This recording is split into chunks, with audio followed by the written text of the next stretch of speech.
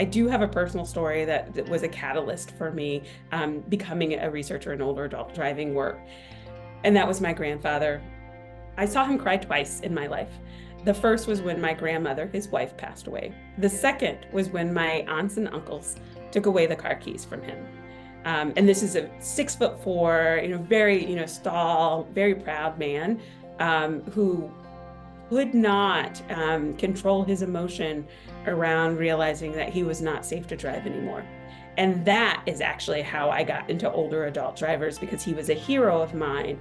And to be so struck by something like driving a car, being one of the 2 times in my life I saw him cry, really helped me to understand the importance of getting behind the wheel and maintaining that as a part of your livelihood. And what that meant for him really did propel me to think about, how do I help other people, including my own parents who are still driving right now, when it's time for them to transition from being older adult drivers to non-drivers.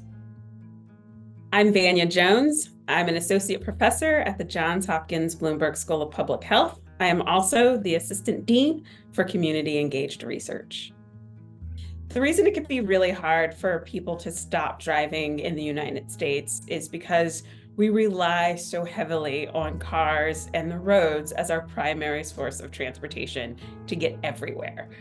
Most people start driving when they're in their late teens or early 20s, and then they don't stop driving until something traumatic, either it's a crash or a family member takes away their keys, or they have a major medical emergency and they can't drive any longer. So if you think about that as a life course perspective as to how we get around, and then you say, figure out how to get someplace without your car, it's actually really hard.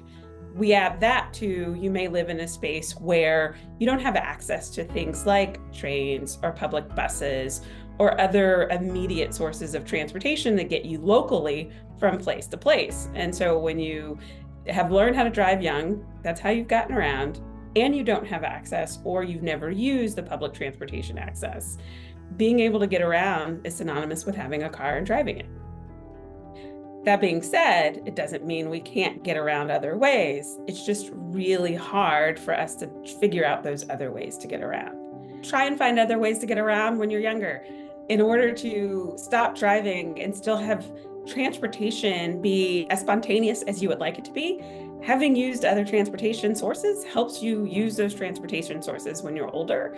No matter how old you are right now, use Uber, use public transportation, use a taxi once in a while, use a train once in a while if you have access, because that's how you're going to learn how to use it as a life course perspective transportation option.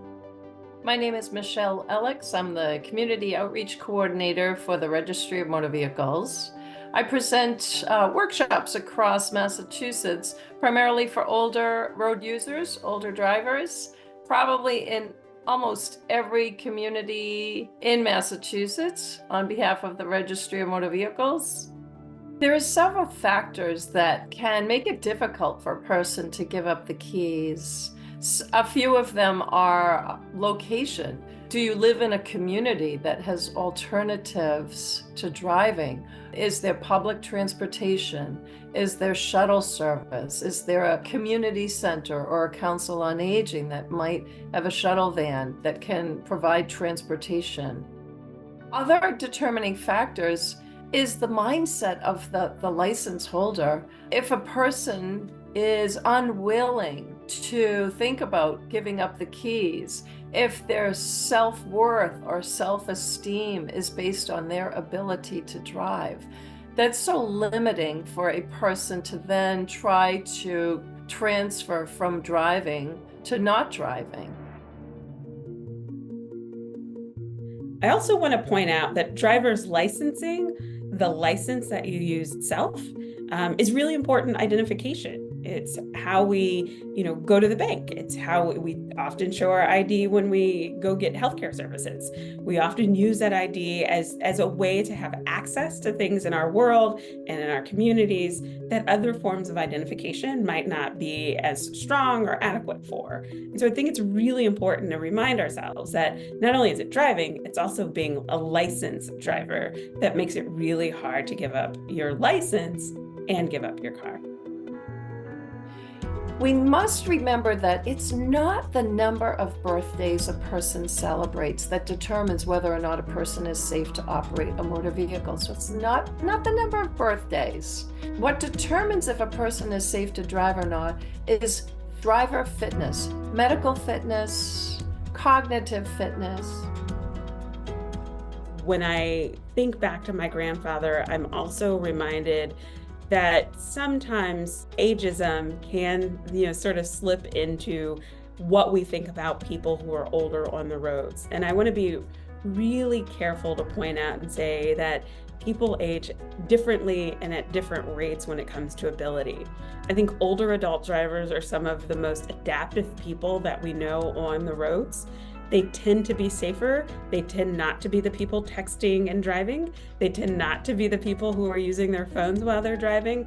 They actually are people who usually try and optimally drive safely behind the wheel. And I don't think we give them enough credit for that as they are making the adaptations. If I can leave an ending message for what I think is important, it's how do we help them understand that they are progressing into a stage where it's not safe anymore. And I do think people are receptive, especially people who have stopped texting and driving, who don't use their phone behind the wheel, who buckle up. They're most likely to wear their seatbelts than most other drivers. And I think it's really important for us to realize they're interested in being safe. Sometimes we need to figure out, as communities around them, how do we thoughtfully and not accusatorily help them identify ways to be safe until it's time for them to stop.